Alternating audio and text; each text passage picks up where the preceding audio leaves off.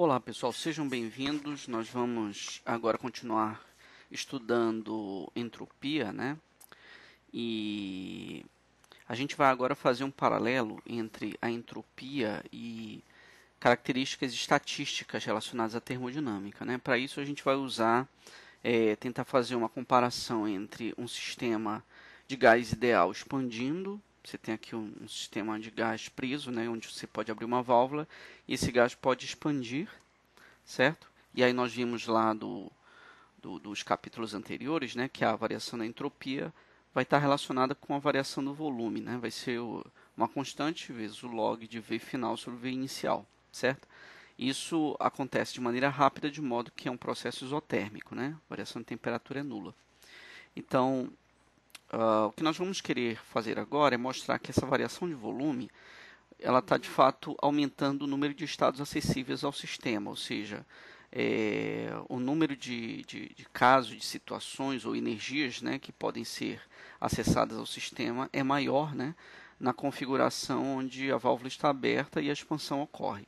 Então a gente vai tentar mostrar que essa forma aqui, né, da variação da entropia nada mais é do que uma maneira, né, de visualizar que o número de estados acessíveis ao sistema vai aumentar, né? Então, para isso, a gente vai definir aqui o número de estados acessíveis primeiramente, né? Ou seja, o número de situações possíveis aí para o sistema, né?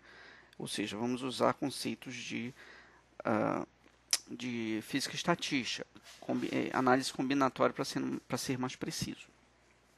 Então, por exemplo, quando você tem aqui o gás confinado, quantos estados acessíveis o sistema pode possuir? Bom, para você saber, como você tem um número n, né, de partículas aqui dentro, e vou tirar aqui esse número, você tem um número n de partículas confinado, então você poderia pensar, não, professor, então basta fazer uma combinação, né, ou seja, fatorial de n vai ser o número de estados acessíveis, porque a partícula 1 pode ocupar o lugar da 2, a 2 o lugar da 3, etc. Então vai ser uma combinação, né, vai ser fatorial de n, o número de estados acessíveis, tá? Eu vou simbolizar aqui o número de estados acessíveis pela letra W, que é como o livro faz, certo? Só que, de fato, do ponto de vista físico, né, quando a partícula 1, que é igual à partícula 2, quando elas permutam, né, ou qualquer conjunto de partícula permuta, isso não vai ter um efeito na energia do sistema. Então, de fato, acaba sendo o mesmo estado acessível. Então, eu tenho que, para fazer uma contagem mais precisa dessa situação, eu preciso dividir a combinação, né, das partículas, certo? Pela combinação, pelo número de casos equivalentes, que a gente chama degenerados, né? Então, qualquer combinação é degenerada. Então, eu posso dividir a combinação, né, da permutação pela combinação da permutação, que vai dar 1. Isso quer dizer o quê? Que quando eu troco as partículas entre si, eu tenho o mesmo estado. Então, só tenho um estado acessível quando o gás está todo confinado do lado esquerdo, certo? Então, essa é a contagem de situações para o gás confinado, né? Apenas um estado acessível, de modo que quando eu aumento... Agora vamos pensar na seguinte situação. Eu vou deixar passar, eu vou abrir a válvula e deixar passar uma única partícula para o lado direito. O que vai acontecer? O número de estados acessíveis vai diminuir ou vai aumentar? Tá? Então, eu tenho inicialmente n, eu vou subtrair agora esse lado de nzinho, e do lado direito eu vou ter nzinho, onde nesse caso que eu estou falando, nzinho é 1, certo? Então, vai ser nzão, número de partículas menos 1, e aqui eu vou ter uma partícula. Agora, eu vou contar, né, as situações possíveis aí.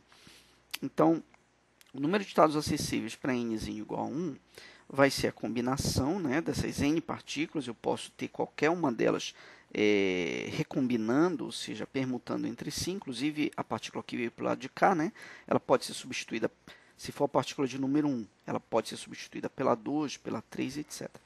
Então, eu tenho o número total, né, de situações, mas agora, do lado de cá, a combinação de n menos 1 vão ser equivalentes do ponto de vista físico. Eu posso combinar, né, as partículas que estão aqui, recombinar elas, ou trocar de posições, de modo que eu tenho o mesmo estado acessível. E a partícula que está aqui, né, ela só tem uma situação acessível, ela é única, então vai ser, eu vou ter aqui o fatorial de 1, que é 1, certo? Então, o que eu estou fazendo? Eu estou pegando o número de combinações e dividindo pelo número de situações equivalentes. Do lado direito, eu tenho n menos 1 fatorial situações equivalentes, e do lado esquerdo, n, ao contrário, né? Do lado esquerdo, n menos 1 situações equivalentes, e do lado direito, uma situação equivalente, que é uma única partícula. Então, quando eu fizer isso e desenvolver, né? Fatorial de n é igual a n vezes o fatorial de n menos 1, e aqui vai ser o fatorial de n menos 1, porque aqui é 1, né? Então, quando eu dividir isso, vai dar n. Então, eu tenho n situações possíveis. Aumentou, né? Quando o gás estava todo confinado do lado esquerdo, eu tinha apenas um estado acessível ao sistema. Agora, quando eu trago uma partícula para o lado direito, agora eu tenho n estados acessíveis, n grande estados acessíveis ao sistema, que é o número de partículas do sistema, né?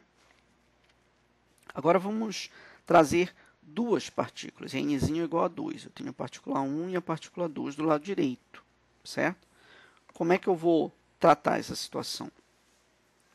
Bom, nesse caso, o número de situações possíveis vai ser o fatorial de n, né, dividido pelo número de situações equivalentes no lado direito, que vai ser n menos 2, fatorial de n menos 2, e do lado esquerdo, né, do lado direito, o fatorial de n é o número de situações equivalentes, né, porque eu posso agora, como eu tenho duas partículas, eu posso permutar elas, né, e o número de combinações é fatorial de 2. Então, eu posso abrir o fatorial de n, né, que vai ser o produto de n vezes n menos 1 vezes o fatorial de n menos 2. E aí eu posso cortar, né, esse termo com esse aqui, e vai sobrar aqui n ao quadrado, quando eu multiplicar esse n com esse, né, e esse n com 2, né, vai ficar... Perdão, quando eu multiplicar n com n com 1, né, vai ficar n ao quadrado e n aqui, certo? Então, vai ser...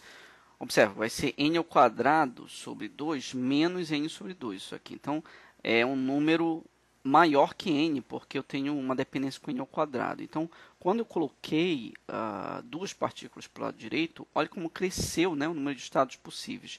Agora, ele tem uma dependência com n ao quadrado menos alguma coisa aí, dependendo de n, certo? Então, você vê que isso vai aumentando. Quanto mais partículas vão chegando para o lado direito, maior o número de estados acessíveis. Isso aumenta consideravelmente, né?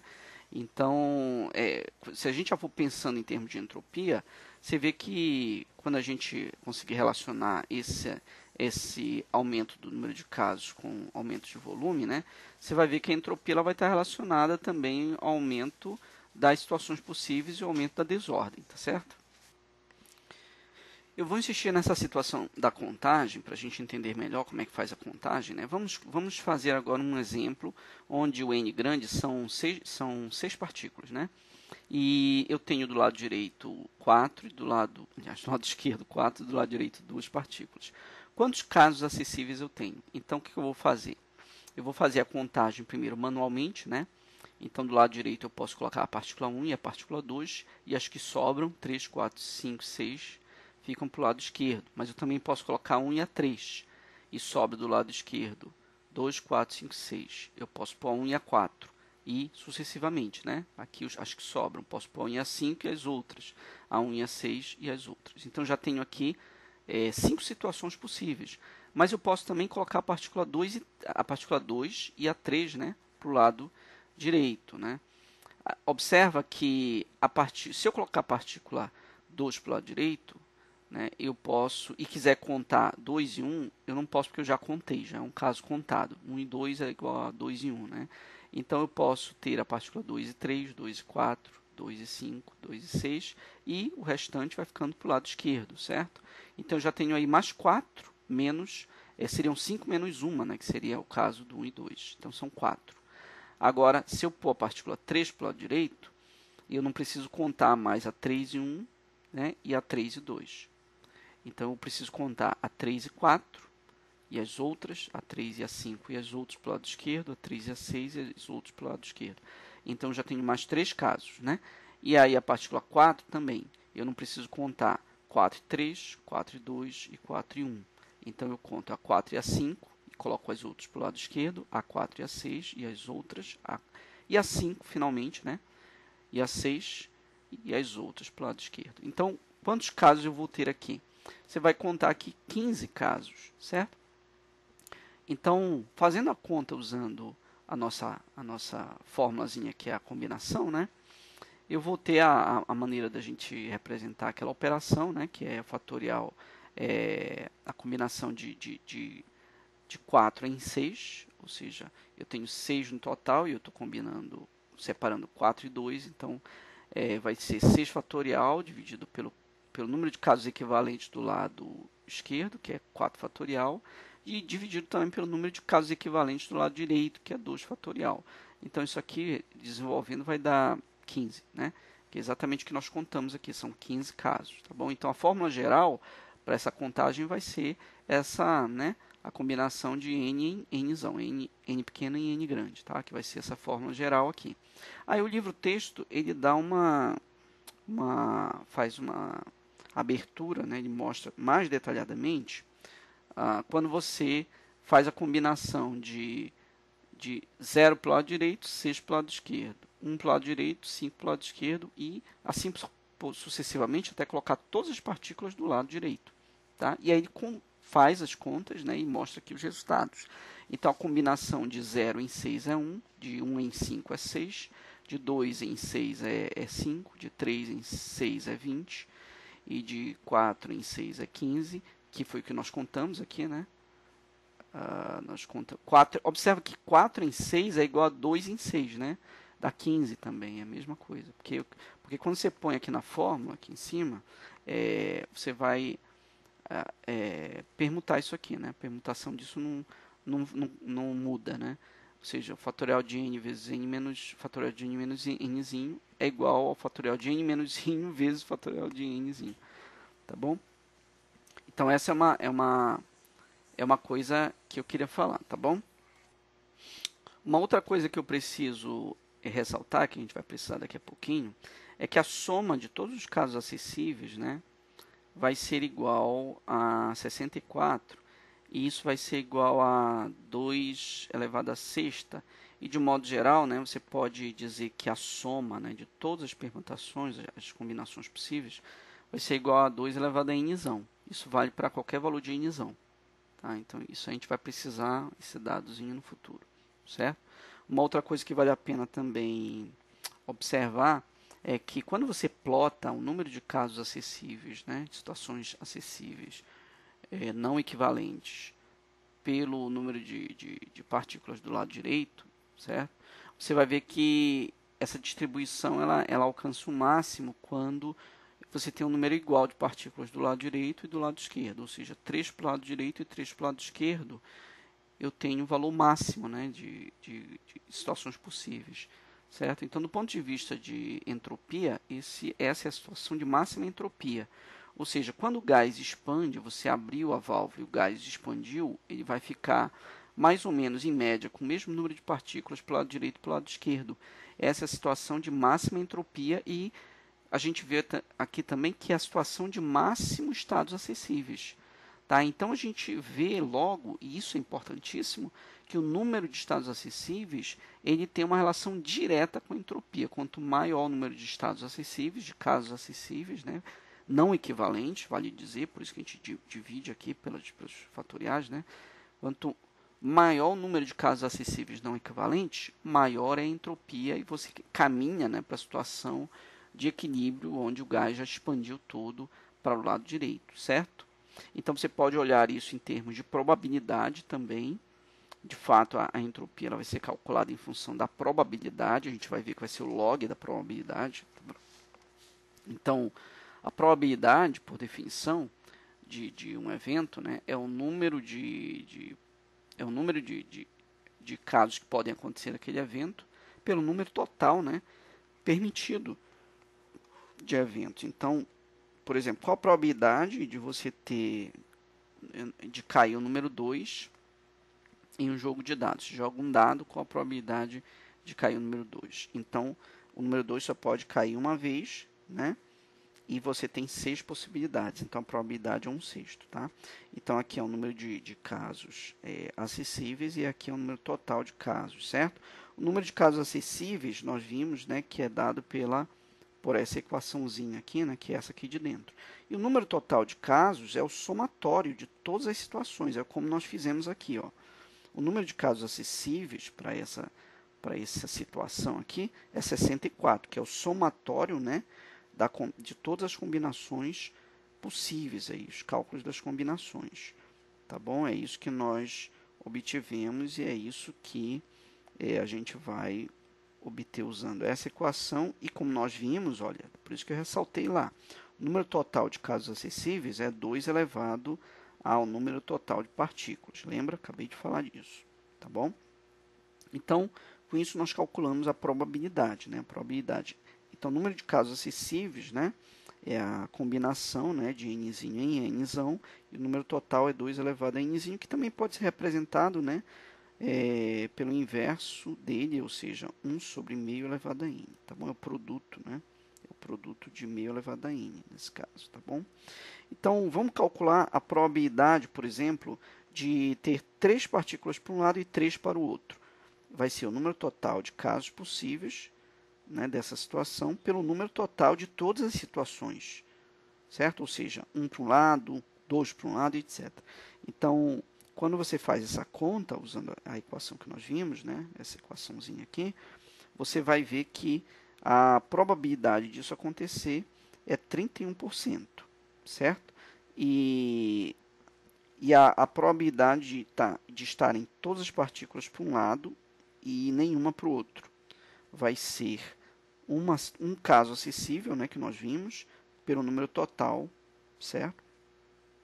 Então, isso aqui vai ser 1,5%. Olha, é muito mais provável você ter as partículas divididas meio a meio do que você ter as partículas aglomeradas para um lado da caixa, certo? Então, essa é a situação de máxima probabilidade, ou seja, de máxima entropia, tá bom?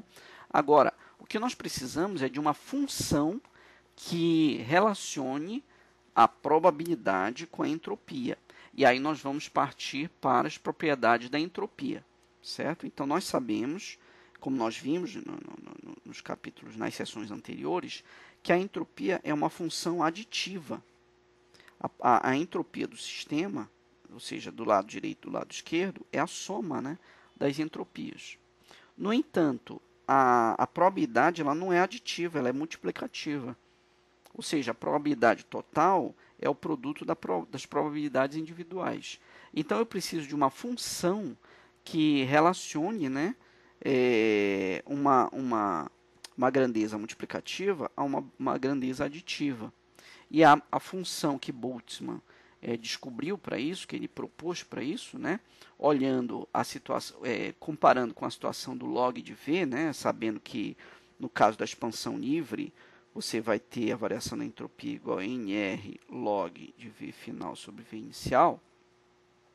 Então, ele propôs o log, porque quando você propõe que a entropia, né, vai ser proporcional ao log da probabilidade, certo? Então, no caso, a probabilidade, como nós vimos, é o número de situações possíveis pelo número total de situações, ou de estados acessíveis, né? E aí, você pode, então, abrir isso. Você sabe que o log da divisão é a subtração dos logs. Então, isso aqui vai ser... Essa constante aqui é a constante de Boltzmann, né? Ele propôs essa constante, depois você vai ver que ela tem relação com a constante dos gases e com o número de mol, certo? Então, quando você abre isso aqui, né, o log da divisão é igual à subtração dos logs, você vai ter essa relação. Então, como normalmente você está interessado na diferença, na variação da entropia, esse termo aqui ele é cancelado quando você faz a diferença, certo? É um termo constante.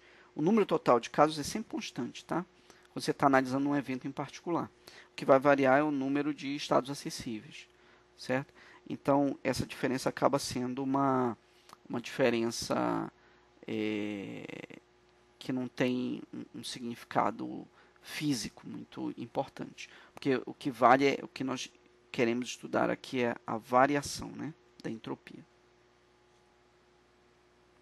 Para a gente ver um exemplo, né, imagina que você quer calcular a variação da entropia. Né, você vai pegar a entropia final menos a entropia inicial. Né, então, a entropia final vai ser o número total de estados acessíveis final pelo número total, né, geral de casos, menos o número de estados acessíveis inicial pelo número total de estados acessíveis. Aí você vai usar a propriedade do log, né, que a diferença dos logs é igual ao log do produto. Então você vai ter aqui dentro do log agora um produto, né, e você vai... Perdão, eu dei um salto aqui. Na verdade, você vai transformar esse sinal em mais e vai inverter aqui. Vai ficar o W total dividido pelo W inicial. Tá? E aqui é um mais, porque aí sim, aí você vai poder fazer um produto agora, né?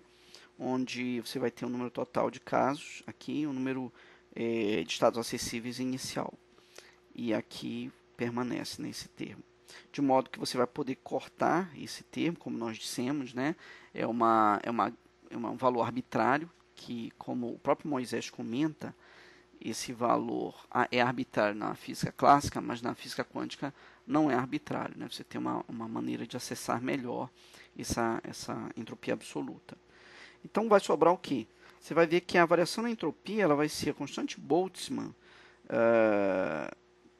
vezes o log do número de estados acessíveis no final dividido pelo número de estados acessíveis inicial, né?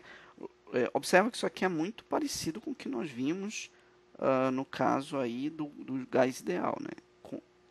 Fazendo isso aí em função do volume, certo? Então, você vê aqui que nesse caso em particular, a divisão dos volumes, né, vai tomar aqui o lugar do número de estados acessíveis, certo? E aí você tem que aí você pode então usar, né, dizer que a entropia ela está relacionada ao número de estados acessíveis. Então, desse ponto de vista, um sistema desorganizado tem muito mais estados acessíveis do que um sistema organizado. Então, a entropia é maior, certo? Uma outra coisa que vale a pena notar é essa formuleta aqui, que é chamada de relação de Stirling, que ela vai ser muito útil em qualquer problema que você for usar esse approach, né, de física estatística. Ela diz o seguinte, que o log do fatorial de um número é aproximadamente igual ao número vezes o log dele menos ele.